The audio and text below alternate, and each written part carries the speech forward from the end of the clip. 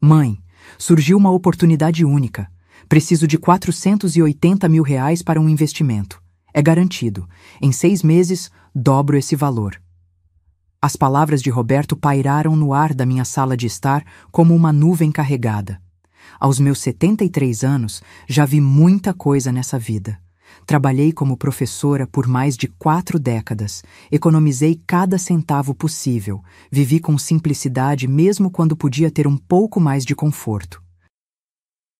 Meu apartamento de 2 quartos em Botafogo, no Rio de Janeiro, que comprei ainda na década de 80, tornou-se meu refúgio depois que Eduardo, meu marido, faleceu há 12 anos. Olhei para meu filho único de 48 anos, sentado à minha frente, impecavelmente vestido com seu terno italiano, cabelos grisalhos perfeitamente aparados, e senti aquela sensação no estômago.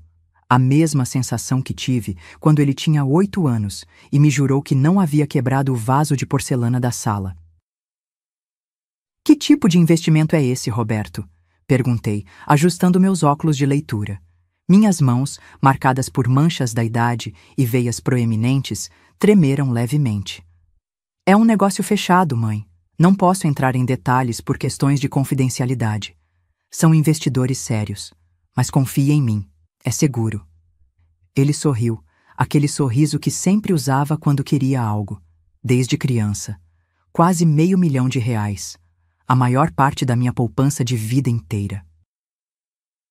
O dinheiro que me garantiria tranquilidade pelos anos que me restassem, que pagaria uma eventual casa de repouso de qualidade, caso eu precisasse.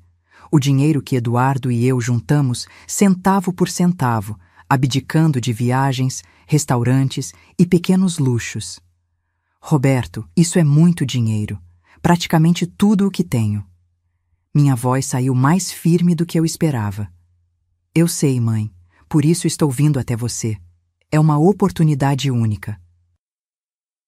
Ele inclinou-se para a frente, seus olhos azuis, tão parecidos com os do pai, fixos nos meus. Você confia em mim, não confia? Confiança. Uma palavra tão simples e tão complexa. Lembrei do adolescente que mentia sobre onde estava nas noites de sexta-feira. Do jovem adulto que pegou emprestado dinheiro da minha carteira para sair com os amigos. Do homem de 30 e poucos anos que pediu um empréstimo para abrir um negócio que nunca saiu do papel. Do recém-divorciado que precisou de ajuda para pagar a pensão dos meus netos, Gabriel e Luísa, que hoje mal me visitam. Preciso pensar, filho. Não posso decidir isso agora. Seu rosto endureceu por um instante, mas logo voltou ao normal. Claro, mãe. Mas não demore muito. É uma janela de oportunidade curta. Depois que ele saiu, fiquei sentada no meu sofá florido por horas. As fotografias na estante pareciam me observar. Eu e Eduardo no nosso casamento. Roberto criança na praia, meus pais já falecidos, meus netos ainda pequenos. Toda uma vida capturada em molduras.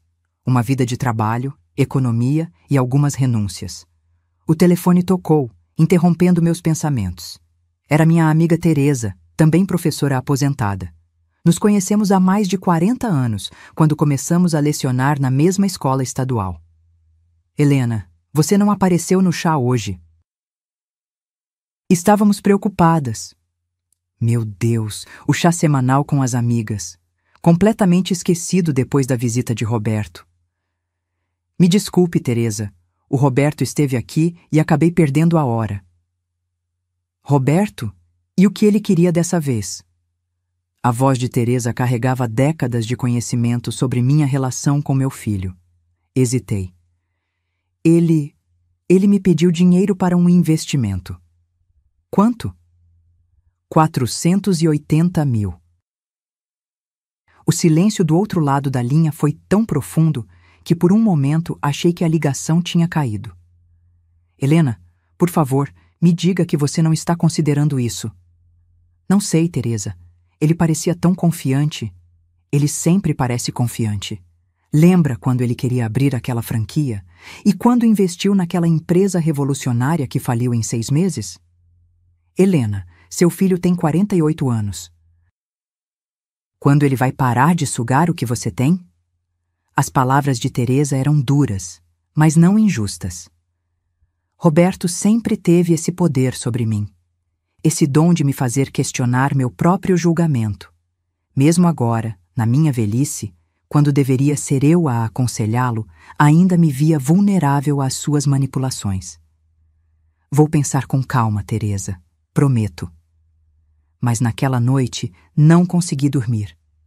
Minhas economias representavam não apenas dinheiro, mas anos de trabalho árduo.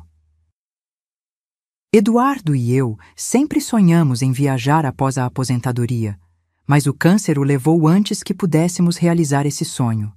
Desde então, tenho vivido uma vida simples, saindo apenas para encontrar minhas amigas, cuidar do meu pequeno jardim na varanda e visitar meus netos quando Roberto permitia. Na manhã seguinte, preparei meu café como de costume, uma xícara de café preto com uma fatia de pão integral, quando uma ideia surgiu. E se eu verificasse pessoalmente esse tal investimento? Roberto mencionou que teria uma reunião hoje com esses investidores. Ele não esperaria que sua mãe idosa o seguisse, certo? Nunca fui de fazer coisas impulsivas, mas algo dentro de mim gritava que precisava descobrir a verdade. Telefonei para um táxi, nunca me adaptei a esses aplicativos modernos, e pedi que me levasse até o prédio comercial onde Roberto trabalha, no centro da cidade. Sentada no banco de trás do táxi, observei a cidade passar pela janela. O Rio de Janeiro mudou tanto desde que me mudei para cá nos anos 70. Os edifícios mais altos, o trânsito mais intenso, a sensação constante de pressa. Ou talvez fosse eu quem tinha mudado, agora vendo tudo com os olhos cansados de uma septuagenária. "A senhora está bem?" perguntou o motorista, um senhor de meia-idade que me olhava pelo retrovisor. "Sim, só pensativa", respondi, ajustando a alça da minha bolsa de couro marrom, a mesma que Eduardo me deu no nosso último aniversário de casamento. Ao chegar ao imponente edifício comercial, paguei o táxi e fiquei parada na calçada, sentindo-me subitamente tola. O que eu estava fazendo? Seguindo meu próprio filho como uma detetive amadora? Mas antes que pudesse desistir, vi Roberto saindo pela porta giratória do prédio. Meu coração acelerou. Instintivamente, dei um passo para trás, escondendo-me atrás de uma grande planta ornamental. Roberto não entrou em nenhum carro estacionado, nem parecia esperar por alguém para uma reunião. Em vez disso, caminhou apressadamente até a estação de metrô mais próxima. Segui-o, mantendo uma distância segura, sentindo-me ridícula e ao mesmo tempo determinada. No metrô lotado, consegui entrar no mesmo vagão, protegida pela multidão. Roberto estava absorto em seu celular, digitando furiosamente. Desceu na estação da Barra da Tijuca, um bairro de luxo distante do centro financeiro, onde supostamente aconteceria sua reunião de negócios. O sol forte do meio-dia castigava minha pele enrugada enquanto eu o seguia pela rua movimentada. Minhas pernas já doíam. Não estou mais acostumada a caminhadas longas. Roberto finalmente parou em frente a um estabelecimento envidraçado com motos reluzentes em exposição, uma concessionária de luxo. Confusa, observei de longe, sentada em um banco de praça do outro lado da rua. Por que Roberto estaria em uma concessionária de motos quando deveria estar em uma reunião de investimento? Minha mente tentava encontrar explicações lógicas, mas uma certeza começava a se formar. Meu filho havia mentido para mim. Novamente. Permaneci sentada ali por quase uma hora, observando através das vitrines enquanto Roberto conversava animadamente com um vendedor, apontando para diferentes modelos, sorrindo daquele jeito que reservava para ocasiões especiais. Finalmente, eles pareceram chegar a um acordo, apertando as mãos com entusiasmo. Foi quando percebi. Ele não queria o dinheiro para investimento algum. Queria comprar uma moto de luxo. Aos 48 anos, meu filho estava me pedindo quase R$500 mil para realizar um capricho. Algo se quebrou dentro de mim naquele momento. Não era apenas decepção. Eu já tinha sido decepcionada por Roberto antes. Era uma compreensão profunda de que isso nunca iria mudar. que por mais que eu o amasse, por mais chances que eu desse, Roberto sempre me veria como um banco, não como sua mãe. Com o coração pesado e os pés doloridos, chamei outro táxi para voltar para casa. Durante o trajeto, uma decisão começou a tomar forma na minha mente. Uma decisão que mudaria para sempre minha relação com meu único filho. O táxi serpenteava pelas ruas congestionadas do Rio, enquanto eu olhava pela janela sem realmente ver nada. Minha mente estava ocupada com memórias e revelações dolorosas. O céu estava carregado. Parecia que uma tempestade se aproximava, como se a natureza refletisse meu estado de espírito. "A senhora está bem?" perguntou o taxista, um homem mais jovem que o anterior, provavelmente na idade do meu Roberto. "Está muito pálida." "Estou apenas cansada", respondi, forçando um sorriso. "São os anos." Não era mentira. Estava cansada. Cansada de mentiras, cansada de manipulações, cansada de me sentir usada pela pessoa que mais amei neste mundo, além do meu marido. Quando cheguei em casa, tirei meus sapatos com alívio e me deixei afundar no sofá. Nas paredes, as fotos de família pareciam me encarar acusatoriamente. Roberto criança, com seu uniforme escolar impecável no primeiro dia de aula. Roberto adolescente, segurando orgulhosamente o troféu de um torneio de natação. Roberto adulto, em sua formatura na faculdade de administração. Onde eu havia errado? Esta pergunta me atormentava frequentemente. Eduardo e eu não éramos pais perfeitos, claro, mas nos esforçamos. Trabalhamos duro para dar a ele uma boa educação, valores sólidos. Como ele se tornou este homem que mentia para sua própria mãe idosa por dinheiro? Lembrei-me de um episódio específico, quando Roberto tinha apenas 15 anos. Encontrei um relógio caro em seu quarto, muito além do que sua mesada poderia comprar. "De onde veio isso, filho?" perguntei, segurando o objeto reluzente. "Foi um presente de um amigo", respondeu rapidamente, evitando meu olhar. Mais tarde descobrimos que ele havia pego emprestado o cartão de crédito do pai para a compra. Eduardo ficou furioso, mas eu intervim, argumentando que era apenas uma fase, que ele aprenderia com o erro. "Você sempre defende ele, Helena", disse Eduardo naquela noite, enquanto nos preparávamos para dormir. "Um dia vai se arrepender de não ter sido mais firme." Na época, achei que meu marido estava sendo duro demais. Agora, quase 4 décadas depois, suas palavras soavam proféticas. O telefone tocou, interrompendo minhas lembranças. Era Roberto. "Mãe, você pensou sobre o investimento? Preciso dar uma resposta aos sócios até amanhã." Senti uma pontada de indignação. Nem mesmo agora ele era honesto comigo. "Ainda estou pensando, filho", respondi, mantendo a voz calma. "É muito dinheiro." "Eu sei, mãe, mas pense no retorno. Com o lucro, você poderia fazer aquela viagem à Europa que sempre sonhou." A manipulação emocional era óbvia agora que eu sabia a verdade. Ele estava usando meus sonhos não realizados contra mim. "Vamos conversar pessoalmente amanhã, pode ser? Venha almoçar aqui." "Perfeito, mãe. Vou levar uma sobremesa daquela confeitaria que você gosta." Após desligar, fiquei sentada em silêncio. A casa parecia subitamente muito vazia e muito grande para uma senhora sozinha. Levantei-me com dificuldade. Meu joelho direito, com artrite, protestava após a caminhada inesperada. E fui até o pequeno escritório que antes pertencia a Eduardo. Abri a gaveta da escrivaninha e retirei uma pasta plástica azul. Dentro estavam todos os meus documentos financeiros, extratos bancários, títulos de propriedade do apartamento, apólices de seguro e o documento que registrava minhas economias de vida. 480 mil reais, quase exatamente o valor que Roberto havia pedido.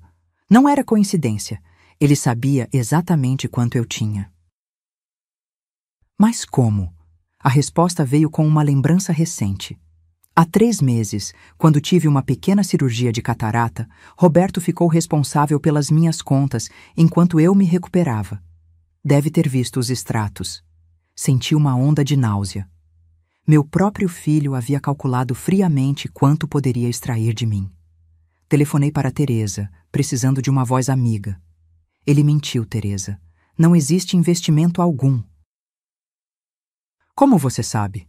Expliquei sobre minha investigação improvisada, sentindo-me simultaneamente envergonhada por ter seguido meu filho e aliviada por ter descoberto a verdade antes de cometer um erro irreparável. Helena, você precisa confrontá-lo, dizer que sabe de tudo. Não é tão simples, respondi, pensando nas implicações. Ele é meu único filho, meu único familiar próximo desde que Eduardo se foi. Se eu o confrontar diretamente, posso perdê-lo de vez. E se você não o confrontar, vai continuar sendo explorada até não ter mais nada? Pense, Helena, o que Eduardo diria? A menção ao meu falecido marido me atingiu como um raio. Eduardo sempre foi o racional em nossa parceria, enquanto eu era a emocional. Ele nunca permitiria que Roberto nos manipulasse dessa forma. Vou pensar em algo, Teresa. Obrigada por me ouvir. Naquela noite, não consegui dormir. Revirei-me na cama que uma vez compartilhei com Eduardo, desejando que ele estivesse aqui para me aconselhar. A chuva começou a cair lá fora, o som das gotas contra a janela marcando as horas que passavam. Pela manhã, uma ideia tinha se formado. Não confrontaria Roberto diretamente, não ainda.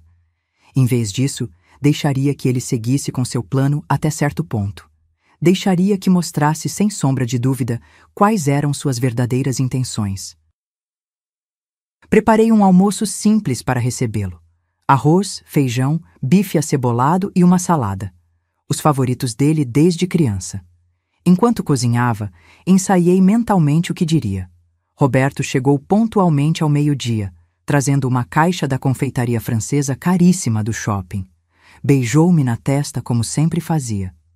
Trouxe aqueles eclairs de chocolate que você adora, disse colocando a caixa na mesa.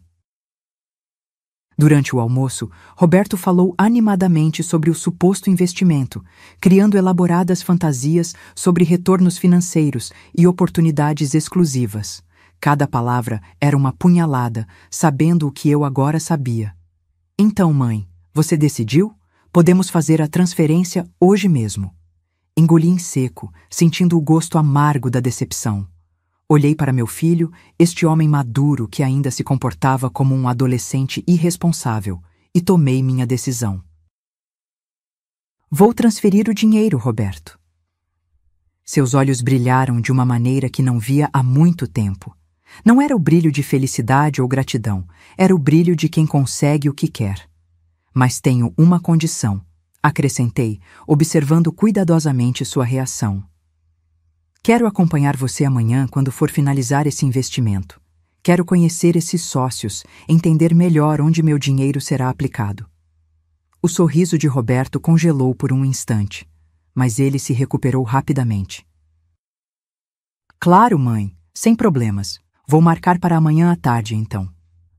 Depois que ele partiu, levei a louça para a pia e fiquei observando a chuva fina que caía sobre o pequeno jardim da varanda. Meu plano estava em movimento. Amanhã seria o dia em que finalmente colocaria um ponto final neste ciclo destrutivo. Pela primeira vez em muitos anos, senti uma estranha sensação de paz. Não porque estava feliz com o que estava prestes a fazer, mas porque finalmente estava agindo de acordo com minha consciência, não com o meu medo de perder o amor do meu filho. Naquela noite, sonhei com Eduardo. Ele estava sorrindo para mim, assentindo em aprovação, como se dissesse: finalmente, Helena, finalmente. Amanhã chegou com um céu surpreendentemente azul após dias de chuva. Acordei antes do despertador, algo raro para mim ultimamente. Meus ossos já não são os mesmos e geralmente preciso de alguns minutos para reunir forças e sair da cama. Mas hoje era diferente. Hoje eu tinha um propósito. Tomei um banho demorado. Escolhi uma roupa simples, mas elegante, uma calça de linho cinza e uma blusa de seda creme que Eduardo sempre dizia que realçava meus olhos. Prendi meus cabelos brancos em um coque baixo e passei um batom discreto. Não usava maquiagem com frequência desde que me aposentei, mas hoje queria me sentir forte, preparada. Roberto havia me enviado uma mensagem confirmando que passaria para me buscar às 2 da tarde para irmos juntos ao tal encontro com os investidores. O plano era claro na minha mente. Eu o acompanharia sem revelar que já sabia de tudo. Deixaria que ele me levasse até a concessionária de motos. Deixaria que mentisse até o fim. Para passar o tempo, decidi regar minhas plantas na pequena varanda. O contato com a terra sempre me acalmou, desde que era menina na pequena cidade do interior de Minas onde cresci. Meus dedos enrugados acariciaram as folhas de uma samambaia que Eduardo havia plantado antes de adoecer. Hoje vou precisar ser forte como você foi, meu amor, murmurei para o vento, como se ele pudesse me ouvir. O relógio marcava 13h30 quando o interfone tocou. Roberto estava adiantado, algo incomum para ele. Já estou descendo, respondi, pegando minha bolsa e verificando se estava com todos os documentos que havia separado na noite anterior. Roberto me esperava na calçada, ao lado de seu carro importado, um luxo que ele insistia em manter, mesmo com suas constantes dificuldades financeiras. Está linda, mãe, ele comentou enquanto me ajudava a entrar no veículo. Seu tom era agradável, quase excessivamente amável. Animada para conhecer essa oportunidade de investimento? Muito, respondi simplesmente, segurando minha bolsa com força. Durante o trajeto, Roberto falou sem parar sobre percentuais de retorno, estratégias de investimento e termos financeiros que provavelmente achava que eu não entenderia. Eu apenas assentia, observando as ruas passarem pela janela, reconhecendo o caminho para a Barra da Tijuca. Achei que seus sócios tivessem um escritório no centro, comentei casualmente. Roberto hesitou por um momento. Ah, eles têm, mas hoje vamos encontrá-los em outro local, mais reservado. É um negócio confidencial, sabe como é. Mais mentiras. Cada palavra falsa que saía de sua boca aumentava minha determinação. Quando finalmente chegamos à concessionária de motos de luxo, senti meu coração acelerar. Era o momento. Uma concessionária? Perguntei, fingindo surpresa. É só um ponto de encontro, Roberto respondeu rapidamente. O dono é amigo de um dos investidores. Vamos conversar na sala de reuniões deles. Ao entrarmos, fomos recebidos por um vendedor de terno bem cortado e sorriso ensaiado. O mesmo homem que vi conversando com Roberto no dia anterior.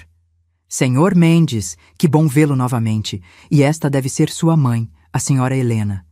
Sim, Marcelo, esta é minha mãe que vai me ajudar com aquele assunto que conversamos. O vendedor sorriu, olhando de Roberto para mim. Claro, claro. A Ducati Panigale VP4 está pronta para test drive se quiserem. Mas pelos documentos que o senhor já providenciou, está tudo certo para fecharmos hoje mesmo. Vi o rosto de Roberto empalidecer. O vendedor acabara de revelar tudo sem perceber. Não havia investidores, não havia reunião confidencial. Apenas uma moto caríssima que meu filho de 48 anos queria comprar com o dinheiro da aposentadoria da mãe. Mãe, eu posso explicar? Roberto começou, mas levantei a mão, silenciando-o. Por favor, mostre-me essa moto, pedi ao vendedor, que parecia confuso com a tensão repentina, mas nos conduziu até o showroom principal. Lá estava ela, reluzente, vermelha, imponente. Uma máquina que certamente custava uma fortuna. Esta é a Ducati Panigale VT4, um dos modelos mais avançados do mercado, explicou Marcelo com entusiasmo. Chega a 299 km/h, motor de 1.103 cc, 214 cavalos de potência. Uma verdadeira obra de arte da engenharia italiana. Olhei para a moto, depois para meu filho. Seu rosto oscilava entre vergonha e obstinação, como quando criança ao ser pego em uma travessura. Quanto custa? Perguntei diretamente. Este modelo específico, com os acessórios que o Sr. Mendes escolheu, está saindo por 478.500 euros, respondeu o vendedor, orgulhoso como se anunciasse um preço de liquidação. Quase exatamente o valor que Roberto havia me pedido. Não sobrava quase nada para o suposto investimento. Roberto, Você quer mesmo essa moto? Perguntei, minha voz calma, mas firme. Ele hesitou, olhando da moto para mim, então assentiu. Mãe, é um investimento também. Esses modelos valorizam com o tempo e... Por favor, não minta mais, interrompi suavemente. Só responda. Você quer mesmo essa moto? Sim, ele admitiu finalmente. Sempre sonhei com uma dessas. Virei-me para o vendedor. Podemos proceder com a documentação então, por favor? Roberto pareceu surpreso e aliviado. Mãe, você vai... Vamos ver os documentos primeiro, respondi sem me comprometer. Na sala de vendas, o contrato já estava preparado no nome de Roberto. O vendedor nos ofereceu café enquanto explicava as condições de garantia, entrega e primeiras revisões. Roberto assinava cada página com entusiasmo crescente, lançando-me olhares ocasionais de gratidão. Quando todas as assinaturas foram coletadas, Marcelo sorriu amplamente. Agora só falta o pagamento e a moto será sua, Sr. Mendes. Roberto virou-se para mim, expectante.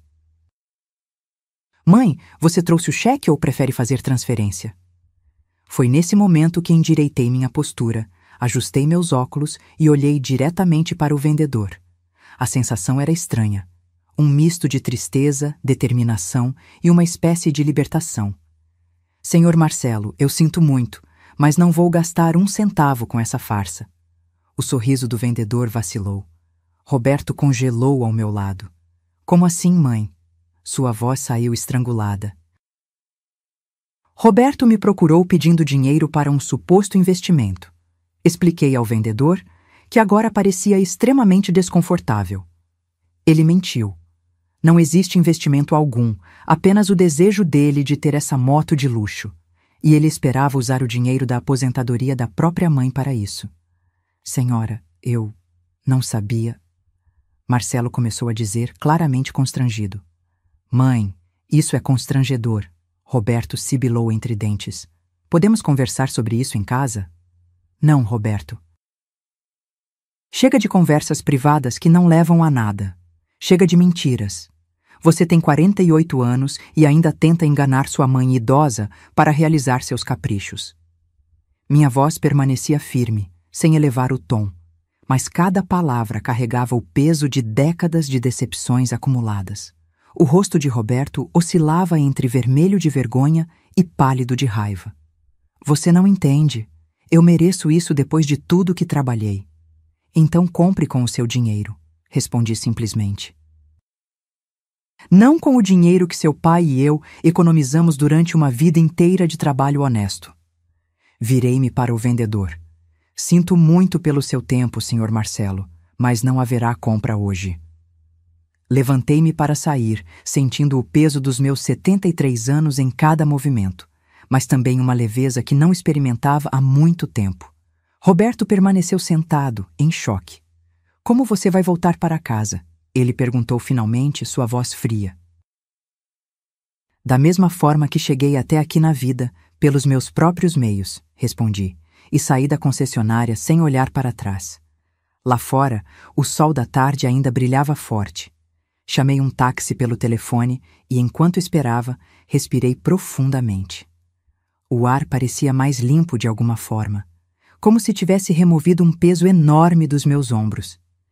Estava começando uma nova fase da minha vida. Uma fase sem manipulações, sem mentiras, sem decepções. Seria também uma fase sem meu filho? Provavelmente. E embora isso doesse profundamente, eu sabia que era o preço da minha dignidade recuperada. O táxi chegou, e ao entrar, dei um último olhar para a concessionária. Roberto estava na porta, me observando partir.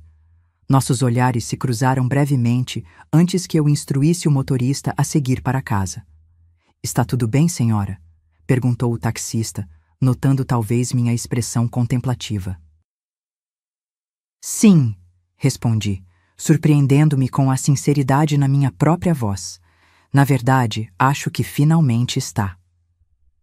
A volta para casa foi silenciosa. O taxista, percebendo meu estado de espírito, limitou-se a dirigir sem tentar puxar conversa. Pela janela do carro, observei o Rio de Janeiro que tanto amo. As pessoas apressadas nas calçadas, os edifícios que contam a história da cidade, o mar ao longe refletindo o sol da tarde. Parecia um mundo diferente agora, como se eu o estivesse vendo através de novos olhos.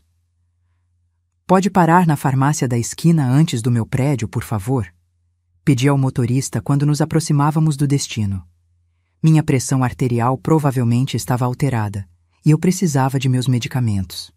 Na farmácia, enquanto esperava minha compra, vi meu reflexo no espelho da seção de cosméticos. O rosto enrugado que me encarava de volta tinha uma expressão diferente, determinação nos olhos, uma certa firmeza ao redor da boca. Parecia o rosto de outra Helena, não da mulher que por décadas permitiu ser manipulada pelo próprio filho. Quando finalmente cheguei ao meu apartamento, a familiaridade do ambiente me envolveu como um abraço reconfortante. As cortinas de renda que eu mesma havia costurado anos atrás, os móveis antigos bem cuidados, as fotografias nas paredes, tudo exatamente como deixei, e ainda assim, tudo parecia diferente. O telefone tocou assim que fechei a porta. Era Teresa.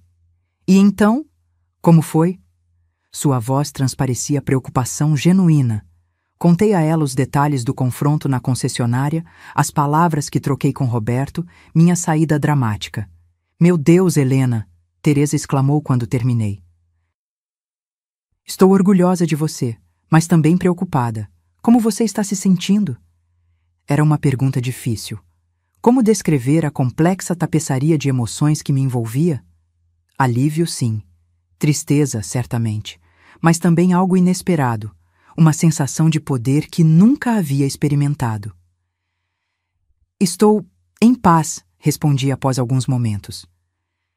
Não é uma paz feliz, entende? É uma paz dolorida, mas ainda assim, paz. Ele tentou te ligar depois? Ainda não. Mas vai tentar. Conheço meu filho. Como se tivesse ouvido nossa conversa, o celular que meu neto Gabriel me deu no Natal passado começou a tocar. O nome de Roberto piscava na tela. É ele, disse a Teresa. Preciso atender. Force, amiga. Ligue depois se precisar conversar. Respirei fundo antes de atender a chamada. Como você pôde fazer isso comigo? A voz de Roberto era uma mistura de raiva e incredulidade. Me humilhar daquele jeito na frente do vendedor? Não foi minha intenção te humilhar, Roberto. Respondi calmamente. Apenas me recusei a participar de uma mentira.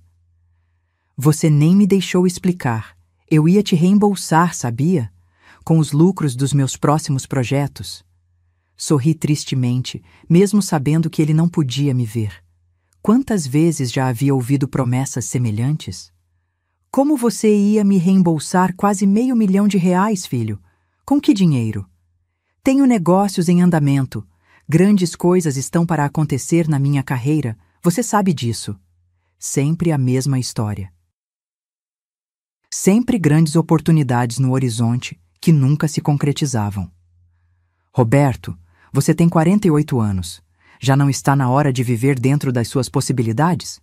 De construir sua vida com seu próprio suor, como seu pai e eu fizemos? Ah, claro. Agora vem o sermão sobre como você e papai lutaram tanto, como economizaram cada centavo. Como se eu não tivesse ouvido isso 1000 vezes. Sua voz estava carregada de sarcasmo. Não é um sermão, é a verdade. Seu pai e eu nunca tivemos salários extraordinários. Conseguimos o que temos com trabalho árduo e economia. Nunca pedimos nada a ninguém. Ótimo para vocês. Querem uma medalha? Os tempos são outros, mãe. Hoje em dia é preciso mostrar sucesso para ter sucesso. E comprar uma moto de quase R$500 mil é mostrar sucesso? Perguntei, sentindo uma pontada de tristeza pela visão distorcida de meu filho sobre o que realmente importa na vida. Você não entenderia. Na minha área, a aparência é tudo. Como espera que eu feche negócios se pareço um fracassado andando por aí de carro popular? Suspirei profundamente. Roberto, você já parou para pensar que talvez seja isso que está impedindo seu sucesso? Essa necessidade de aparentar algo que você ainda não é? Ah, agora você é especialista em negócios? A professora aposentada vai me dar lições sobre o mercado corporativo? O sarcasmo em sua voz era cortante. Aquilo doeu. Sempre fui orgulhosa da minha carreira como educadora, dos milhares de alunos que ajudei a formar ao longo de 4 décadas. Mas para Roberto, ser professor sempre pareceu algo menor, insignificante quando comparado às suas ambições grandiosas. Não sou especialista em negócios, filho, mas conheço a vida. E sei que construir algo sólido leva tempo e esforço genuíno, não atalhos e aparências. Poupe-me da filosofia barata, mãe. O fato é que você me deixou na mão quando eu precisei. Pior, me humilhou publicamente. E o fato é que você mentiu para mim, Roberto. Inventou uma história sobre investimentos quando na verdade queria uma moto de luxo. Silêncio do outro lado da linha. Finalmente Roberto falou, sua voz mais controlada agora. O que você quer que eu diga? Que errei. Ok, errei. Não deveria ter mentido, mas você também não precisava ter armado aquele circo todo. Não foi um circo, Roberto. Foi apenas a verdade vindo à tona. Mais um silêncio. Então, e agora? Como ficamos? Era uma boa pergunta. Como ficaria nossa relação depois disso? Podia sentir décadas de padrões não saudáveis entre nós, esperando para serem retomados. A mãe que perdoa tudo, o filho que sempre testa os limites. Era um ciclo que precisava ser quebrado. Agora, Roberto, cada um segue seu caminho. Você com suas escolhas, eu com as minhas. O quê? Você está me abandonando? Sua própria carne e sangue? Sua voz subiu uma oitava. Não estou abandonando ninguém. Estou apenas estabelecendo limites que deveriam ter sido estabelecidos há muito tempo. Que limites? Do que você está falando? Não haverá mais dinheiro, Roberto, nem para motos, nem para investimentos, nem para tirar você de apertos financeiros. O que tenho é para minha velhice e, eventualmente, para meus netos, se decidirem estudar. Você não pode fazer isso. Posso, e estou fazendo. Tenho 73 anos, filho. Não sei quanto tempo mais viverei, e preciso garantir que terei recursos para me cuidar se ficar doente ou dependente. Isso é cruel, mãe. Sua voz agora parecia a de um menino magoado, não a de um homem adulto. Não, Roberto. Cruel seria continuar alimentando essa relação disfuncional que construímos. Cruel seria deixar você aos 50, 60 anos sem ter aprendido a viver dentro das suas possibilidades, porque sempre teve a mamãe para resolver seus problemas. Mais silêncio. Podia quase ouvir as engrenagens girando na cabeça dele, procurando uma nova abordagem, uma nova estratégia para me convencer. Mãe, sua voz agora estava suave, quase suplicante. Eu sei que errei. Prometo que será a última vez. Só preciso de um empurrãozinho agora para organizar minha vida. O velho Roberto estava de volta. O manipulador habilidoso que sabia exatamente quais botões emocionais apertar. Antes, eu teria cedido. Teria me convencido de que desta vez seria diferente, que ele realmente tinha aprendido a lição. Mas não hoje. Não, filho, essa conversa está encerrada. Você vai se arrepender disso, mãe. Sua voz mudou instantaneamente para um tom ameaçador. Quando estiver sozinha e doente, não venha me procurar. A ameaça doeu, é claro, mas também me mostrou o quão correta estava a minha decisão. Adeus, Roberto. Te amo, sempre vou te amar, mas nossa relação como estava não existe mais. Desliguei antes que ele pudesse responder, sentindo lágrimas escorrerem pelo meu rosto enrugado.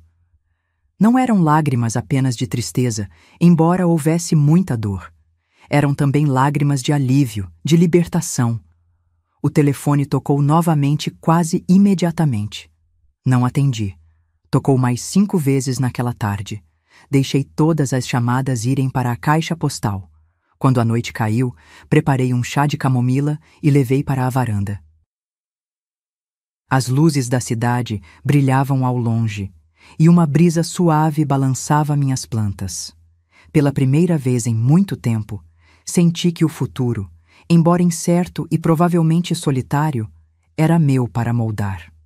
Você estaria orgulhoso de mim hoje, Eduardo, murmurei para as estrelas que começavam a aparecer no céu. E de alguma forma senti que ele estava. Os dias que se seguiram ao confronto na concessionária fluíram em um estranho limbo. Meu apartamento, que sempre me pareceu acolhedor, agora parecia ecoar com um silêncio perturbador. Não era apenas a ausência de Roberto. Afinal, ele não me visitava com tanta frequência assim. Era a certeza da ruptura, a consciência de que algo fundamental havia mudado na relação entre mãe e filho. Na primeira manhã, acordei sobressaltada às 5 horas, com o coração acelerado. Havia sonhado com Roberto criança, chorando com o joelho ralado depois de cair da bicicleta nova. No sonho, como na realidade de 30 e tantos anos atrás, eu o acalentava, limpava o ferimento e prometia que tudo ficaria bem. Como poderia imaginar, naquele momento de ternura maternal, que um dia estaríamos tão distantes um do outro? Levantei-me e fui até a cozinha preparar um café. Pela janela, podia ver o céu começando a clarear, a cidade despertando lentamente. O rio tem essa magia. Mesmo nos momentos de tristeza pessoal, sua beleza natural oferece um consolo silencioso. Meu celular continuava a receber mensagens de Roberto. Não as lia, mas as notificações apareciam na tela. Mãe, precisamos conversar. Você não pode simplesmente me cortar da sua vida assim. Está sendo injusta comigo. Por favor, atenda minhas ligações. Cada mensagem não lida era como uma pequena punhalada. Uma parte de mim, a mãe que sempre fui, queria ceder, ligar para ele, buscar reconciliação a qualquer custo. Mas outra parte, a mulher que estava redescobrindo sua força, sabia que isso apenas perpetuaria o ciclo tóxico que havíamos estabelecido ao longo de décadas. No terceiro dia, recebi uma visita inesperada. A campainha tocou pouco depois do almoço, e ao abrir a porta, encontrei Luísa, minha neta de 19 anos, parada no corredor. Alta e esguia como o pai, mas com os olhos escuros da mãe, Cláudia, de quem Roberto se divorciou quando os gêmeos tinham apenas 8 anos. Vovó, ela disse simplesmente, e me abraçou com força. A surpresa da visita quase me fez chorar. Desde o divórcio conturbado, as visitas dos netos haviam se tornado raras e complicadas, sempre mediadas por Roberto, que usava o acesso a eles como uma forma de controle, tanto sobre mim quanto sobre a ex-esposa. Luísa, que surpresa maravilhosa! Entre, querida. Preparei um café para nós duas, enquanto Luísa observava o apartamento com curiosidade, como se redescobrisse um lugar de sua infância. Esse lugar não mudou nada, comentou, parando diante de uma fotografia na estante. Ela e Gabriel, aos 5 anos, sentados no meu colo durante um Natal. Algumas coisas na vida devem permanecer constantes, respondi, colocando a bandeja sobre a mesa de centro. Sentamos no sofá e, por alguns momentos, apenas saboreamos o café em silêncio confortável. Finalmente, Luísa falou. Papai está furioso com você. Direto ao ponto, como sempre foi desde criança. Essa franqueza me lembrava tanto Eduardo. Imagino que sim, respondi calmamente. Ele disse que você o humilhou publicamente e se recusou a ajudá-lo quando ele mais precisava. Respirei fundo. Não queria influenciar minha neta contra o pai, mas também não aceitaria ter minha versão dos fatos distorcida. Sua versão é um pouco diferente da realidade, Luísa. Seu pai me pediu quase R$500 mil, alegando ser para um investimento. Na verdade, ele queria comprar uma moto de luxo. Luísa não pareceu surpresa. É a Ducati vermelha? Ele vem falando dessa moto há meses. Sim, exatamente. Uma Ducati de quase R$480 mil. E você disse não. Não era uma pergunta. Disse. Era praticamente tudo que tenho para minha velhice, Luísa. Ela assentiu, pensativa. Sabe, vovó, eu e Gabriel não acreditamos na versão do papai. Ele sempre... Bem, sempre teve essa relação complicada com dinheiro e verdade. Um nó se formou na minha garganta. Era doloroso ouvir minha neta falar assim do próprio pai, mas mais doloroso ainda era saber que ela estava certa. Seu pai nem sempre foi assim, disse, sentindo necessidade de defender pelo menos a memória do menino que Roberto foi um dia. Quando criança, era generoso, sensível. Algo se perdeu ao longo do caminho. Talvez ele tenha aprendido que conseguia o que queria manipulando as pessoas, Luísa sugeriu, com uma maturidade surpreendente para seus 19 anos. Principalmente você, vovó. A observação, embora dolorosa, era precisa. Durante anos permiti que Roberto me manipulasse emocionalmente, cedendo às suas demandas por medo de perder seu amor. Você está certa, admiti, e agora estou tentando mudar isso. Luísa pegou minha mão enrugada entre as suas, jovens e lisas. Estou orgulhosa de você, vovó. Deve ter sido muito difícil. Senti as lágrimas se formando nos meus olhos. Foi a coisa mais difícil que já fiz na minha vida. Gabriel e eu queremos te ver mais, ela disse, mudando ligeiramente o assunto, sem precisar da permissão do papai. Afinal, já somos adultos. Gabriel e Luísa haviam acabado de completar 19 anos. Estavam na faculdade, ele estudando engenharia, ela direito. Roberto raramente falava sobre eles, exceto para se queixar do valor da pensão ou das mensalidades da universidade. Nada me faria mais feliz, respondi, apertando sua mão de volta. Conversamos por mais de 2 horas. Luísa me contou sobre seus estudos, seus amigos, seus planos para o futuro. Falou sobre Gabriel, que estava em uma viagem de estudos, mas que também queria me visitar quando retornasse. Era como redescobrir meus netos, depois de anos os vendo apenas superficialmente, sempre sob o olhar vigilante de Roberto. Quando Luísa finalmente se despediu, prometi-me que não permitiria que Roberto interferisse novamente no meu relacionamento com meus netos. Na manhã seguinte, recebi um e-mail de Cláudia, a ex-nora que mal via desde o divórcio acrimonioso. Helena, Luísa me contou sobre sua visita. Quero que saiba que sempre respeitei você, mesmo quando Roberto tentava nos afastar. Os gêmeos agora são adultos e podem tomar suas próprias decisões sobre quem querem em suas vidas. Se quiser, podemos tomar um café qualquer dia desses. Há muito sobre o que conversar. Com carinho, Cláudia. Aquele e-mail foi como uma pequena janela se abrindo, deixando entrar luz em um aposento escurecido. Talvez o rompimento com Roberto não significasse perder toda a família que ele me havia dado. Uma semana após o incidente na concessionária, as mensagens de Roberto tornaram-se mais agressivas. Você vai se arrepender disso. Quando precisar de mim, não estarei lá.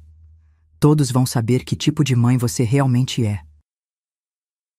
Cada mensagem doía, mas também reforçava minha certeza de que havia tomado a decisão correta.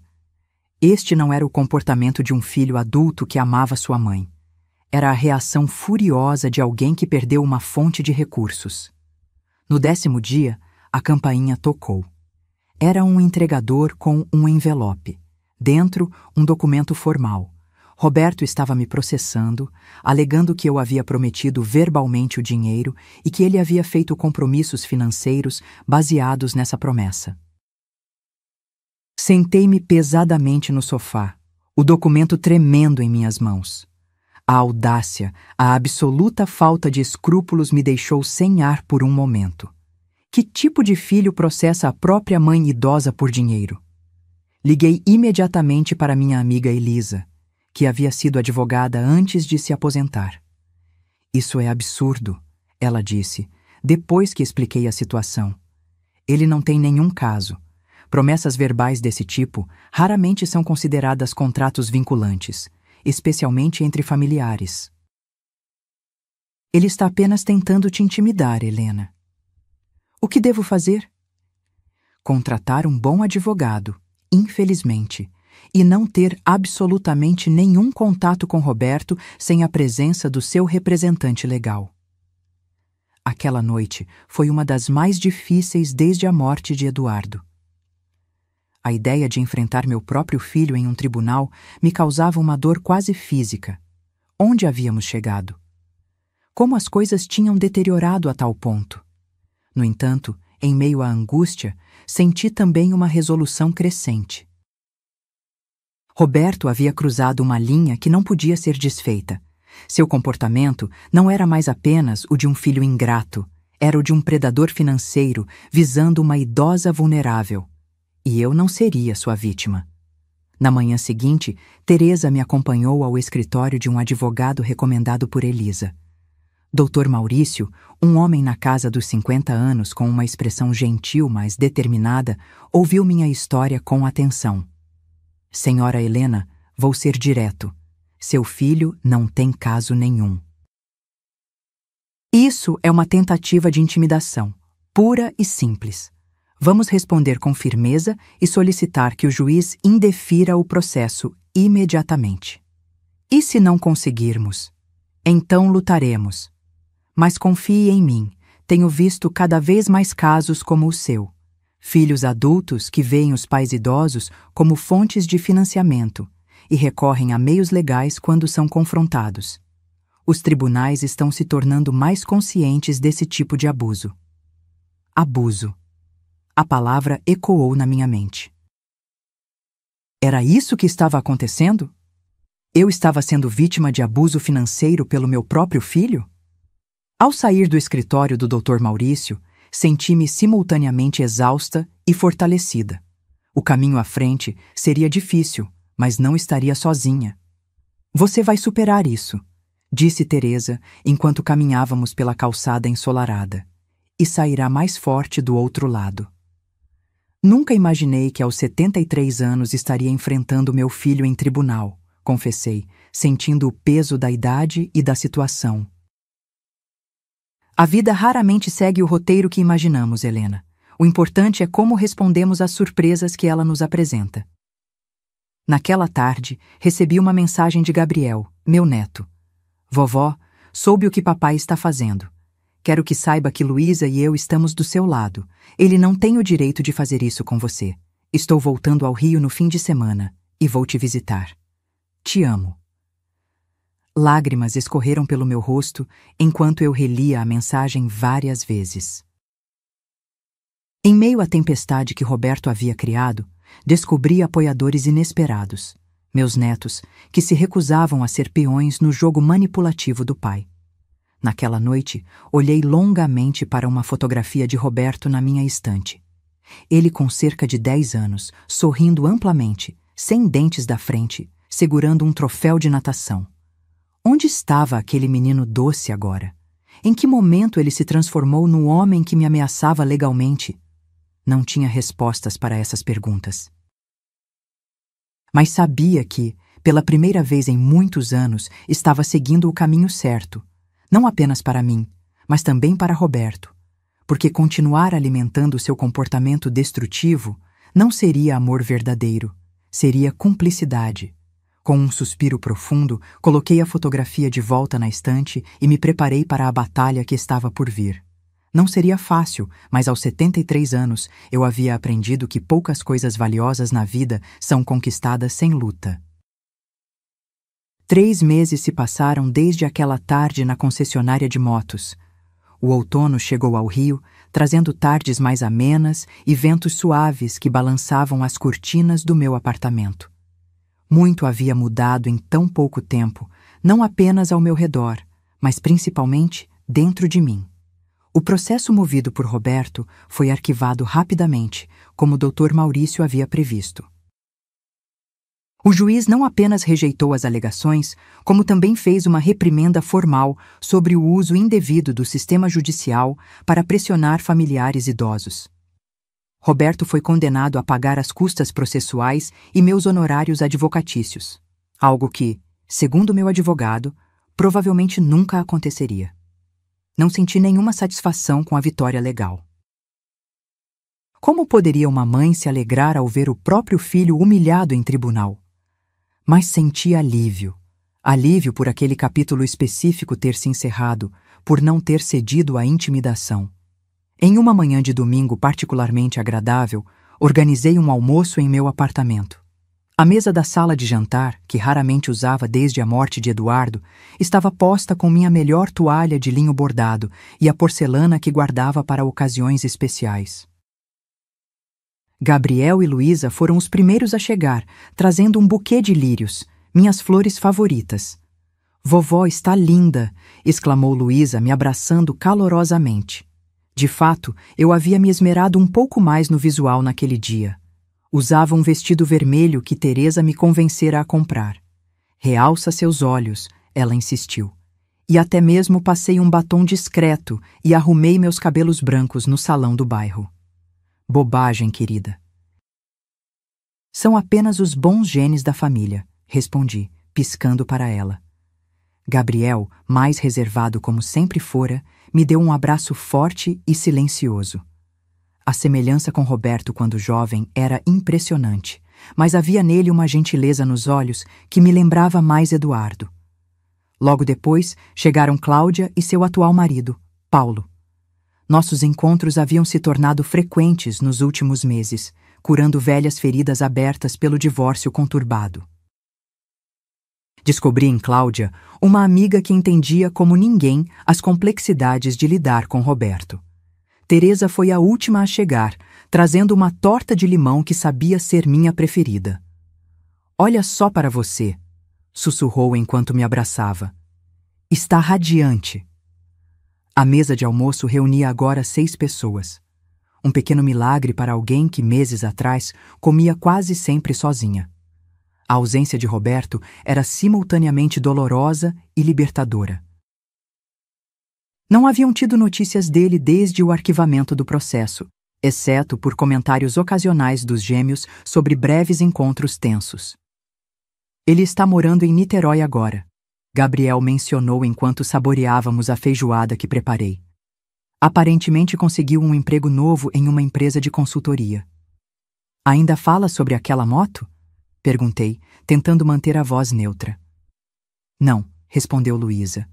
"Acho que aquele assunto virou tabu." A conversa fluiu naturalmente para outros tópicos: os estudos dos gêmeos, o novo projeto de paisagismo de Paulo, as aulas de pintura que Teresa e eu começamos a frequentar juntas. Foi durante a sobremesa que Luísa fez o anúncio. "Vovó, eu e Gabriel estivemos conversando. Sabe aquele quarto extra que você tem? Estávamos pensando se poderíamos usá-lo como uma espécie de base aqui no Rio. Eu para os fins de semana quando não quiser ficar no dormitório da faculdade e Gabriel quando vier da Manguinhos para o Rio." Meu coração quase parou de alegria. Vocês querem ficar aqui comigo?" "Se não for incômodo", acrescentou Gabriel rapidamente. "Incômodo? Seria a maior alegria da minha vida." E assim, sem alarde, uma nova fase começou. O quarto de hóspedes, que ficara praticamente intocado desde que Eduardo adoecera, ganhou vida novamente. Compramos novas roupas de cama, uma escrivaninha para os estudos, pequenos toques que tornavam o espaço acolhedor para os gêmeos. Luísa começou a passar quase todos os fins de semana comigo. Gabriel aparecia com menos frequência devido à distância, mas quando vinha, costumava ficar vários dias. O apartamento, antes tão silencioso, agora frequentemente ecoava com vozes jovens, risadas e ocasionalmente até música. Em uma tarde particularmente significativa, Luísa me encontrou olhando para o antigo álbum de fotografias da família. "São lindas essas fotos", comentou, sentando-se ao meu lado no sofá. "São memórias de uma outra vida", respondi, passando os dedos sobre uma imagem de Roberto criança, sorrindo ao lado de Eduardo em uma praia. "Você sente falta dele? Do papai, quero dizer." A pergunta me pegou de surpresa. Não havíamos falado diretamente sobre Roberto em semanas. "Todos os dias", admiti honestamente. "Não do homem que ele se tornou, mas do filho que ele foi um dia. Do pai que vocês mereciam ter." Luísa ficou em silêncio por um momento.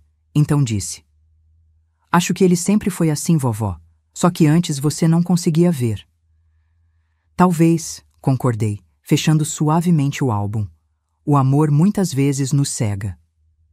Você acha que um dia vocês vão se reconciliar? Pensei cuidadosamente antes de responder. Não sei, querida. Para uma reconciliação verdadeira, ambas as partes precisam reconhecer os erros e desejar genuinamente mudar. Não tenho certeza se seu pai está pronto para isso. E você? Está pronta para perdoá-lo? Já o perdoei, Luísa. Perdoar é algo que fazemos por nós mesmos, não pelos outros. O que não posso fazer é permitir que ele volte a me manipular e abusar da minha boa vontade. Há uma diferença entre perdoar e esquecer. Naquela noite, depois que Luísa foi dormir, fiquei na varanda observando as luzes da cidade. Pensei em Roberto, sim, mas também em tudo que havia ganhado nos últimos meses. Uma nova relação com meus netos, amizades fortalecidas e, acima de tudo, um senso renovado de quem eu era. Não apenas uma mãe ou viúva, mas Helena, uma mulher com valor próprio e direito à dignidade. 2 semanas depois daquela conversa com Luísa, recebi uma carta. O envelope tinha o logotipo de um escritório de advocacia, e por um momento temi que Roberto estivesse tentando outro processo. Mas o conteúdo era surpreendente. Prezada senhora Helena Mendes, representamos o senhor Roberto Mendes, que nos solicitou encaminhar a carta anexa à senhora. Por favor, note que este escritório está apenas facilitando a comunicação e não endossa nem representa as opiniões expressas pelo senhor Mendes. Atenciosamente, Silva Rodrigues em Associados. Com mãos trêmulas, abri o segundo envelope, que continha uma carta manuscrita. Mãe, não espero que esta carta mude qualquer coisa entre nós. Talvez você nem a leia até o fim, mas preciso dizer algumas coisas. Estou envergonhado. Não apenas pelo episódio da moto, mas por anos de comportamento manipulador e egoísta. Um terapeuta que comecei a consultar recentemente, sim, finalmente procurei ajuda, sugeriu que eu sofro de um transtorno de personalidade narcisista. Não é uma desculpa para minhas ações, apenas uma possível explicação. O processo que movi contra você foi o fundo do poço. Nunca me senti tão baixo quanto quando ouvi as palavras do juiz descrevendo minhas ações como abuso contra a pessoa idosa. É difícil admitir, mas ele estava certo. Não estou pedindo perdão nem dinheiro. Não estou pedindo para voltar à sua vida. Apenas queria que soubesse que finalmente estou enfrentando meus demônios. E que, apesar de tudo, você estava certa em fazer o que fez naquela concessionária. Sempre vou ser seu filho, mesmo que nunca mais nos vejamos. Roberto, li a carta 3 vezes, sentindo uma tempestade de emoções. Era realmente sincero ou apenas outra manipulação? Havia aprendido a desconfiar das palavras de Roberto, mas algo nesta carta parecia diferente. Uma admissão de culpa sem pedidos ou expectativas. Mostrei a carta para Teresa e depois para Dr. Maurício, querendo opiniões externas.